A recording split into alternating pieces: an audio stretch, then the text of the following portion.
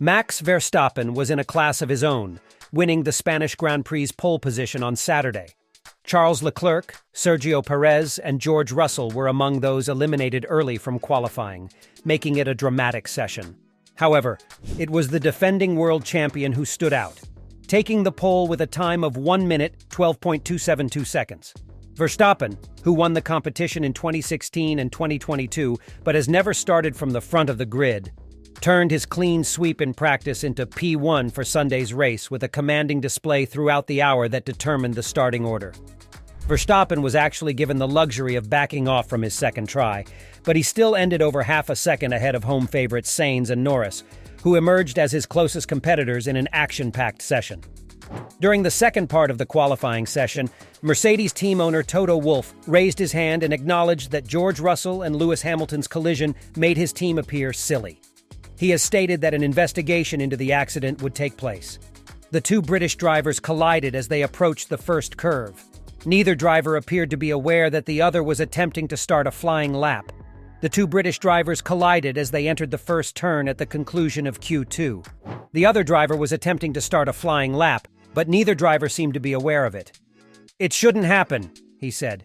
"Teammates should never collide, and even with another car you shouldn't collide in qualifying. It's always unfortunate circumstances that can potentially penalize both cars.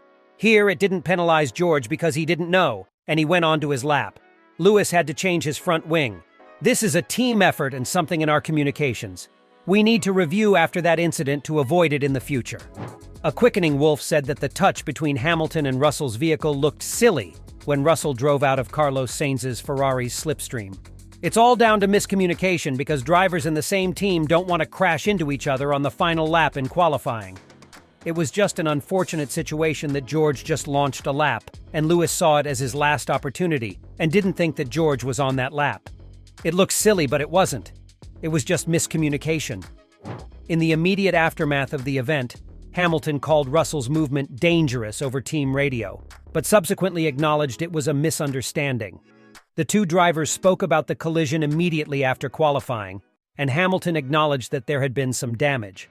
As a result, he had only qualified fifth for Sunday's race.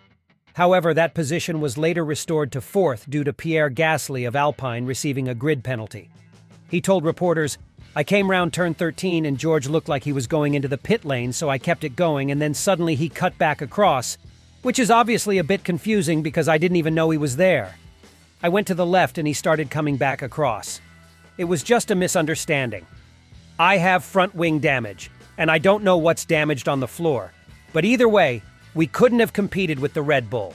They are still in their own league, but we are coming." Russell apologized for his blunder and claimed neither of the drivers should bear much of the guilt. Russell battled throughout the qualifying session and finished in 12th place.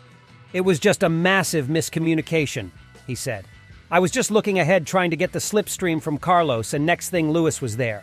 We need to talk internally how that happened because between two teammates that should never happen. It wasn't either one's fault. I think Lewis just probably didn't know I was starting on that lap too."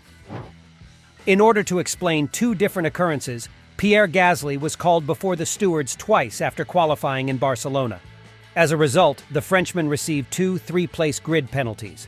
First, Carlos Sainz complained angrily over the radio that he had to lift off, and that his lap was wrecked when he seemed to obstruct his Ferrari midway through Q1. Later, believing the Dutchman was on a slow stint rather than a push lap, Gasly found himself chasing Max Verstappen's Red Bull. Speaking before the fines were imposed, Gasly said, "I haven't seen any replays.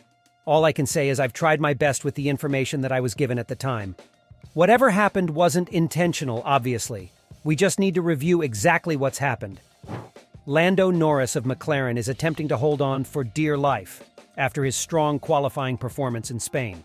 After arriving late to compete for the first row at the Circuit de Barcelona Catalunya, the McLaren driver finished third on Saturday.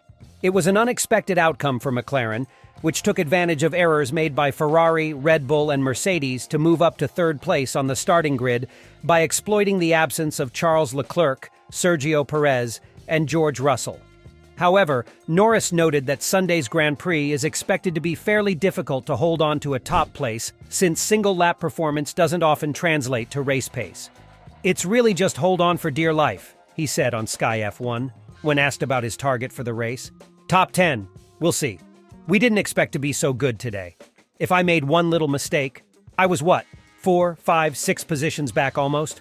So I'll be careful when it says like we were exceptional today or we were amazing today because, in the end, there's always little things in driving. Maybe someone made a 1/10 mistake, and then it was 5 or 6 drivers split by just over a tenth and a half. So yeah, I'll give myself some credit, a little bit of credit, but at the same time, that can easily turn around tomorrow in terms of extra race pace. Red Bull always take a step forward come Sunday. Aston are always incredible on Sunday race pace.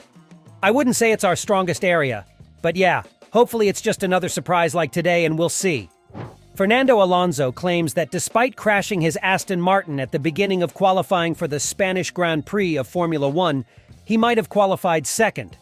At the beginning of the practice, Alonso drove wide through the gravel on his outlap, seriously damaging the floor and making the vehicle difficult to control for the rest of qualifying. After that, he commented on how weirdly it behaved, but the Spaniard is still certain that he was still headed for the front row until making a mistake and running wide on his final lap. That's why I'm optimistic for tomorrow because the car seems to have a lot of pace. His mistake meant Alonso had to settle for 9th on the grid for his home race. Q1 probably did compromise everything today. I did a mistake, said Alonso. I went on the damp part of the circuit, I guess, on the last corner because I lost the car. And then it was very costly because that gravel completely destroys the floor. And yeah, it hurts even more because it was the lap. I was not even pushing, it wasn't a push lap, it was the out lap. So I'm disappointed with my performance today. Hopefully I can do better on Sunday.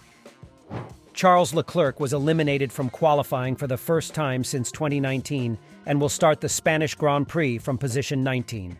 Leclerc, who is often one of the best drivers on the grid over one lap, struggled in the wet conditions, which made his troubles all the more puzzling given that Carlos Sainz, another member of the Ferrari squad, finished in second position. The Monegasque was perplexed as to what had changed from Saturday's last session, when he was pleased with the way the improved SF23 felt in his hands. I don't have the answer for now. The only thing I can say is that the left-hand corners were undrivable. The right-hand corners, the feeling was very similar to this morning, Leclerc said. But there's just something off in the left-hand corners that we need to analyze and understand, because it was very hard. I thought it was the tires on the first set, but then went on to the second set, and the feeling was exactly the same. I just had no grip at all in the left-hand corners from the rears. We'll check the car, and I will be very surprised if everything was fine. Leclerc was eliminated in Q1 for the first time since the 2019 Monaco Grand Prix, making him the only non-Red Bull driver to have won the pole position this year. So many moments, and even during the first red flag, I nearly lost it and put it in the gravel in the left-hand corner, and these were just very, very weird behavior, so we'll have to check. What do you think? Is Max Verstappen's dominance going to end this weekend with other driver taking the win, or the Red Bull driver is set to break all the records this season? Thank you for watching our video, and please subscribe to the channel as we are planning to come back after the race with all the news.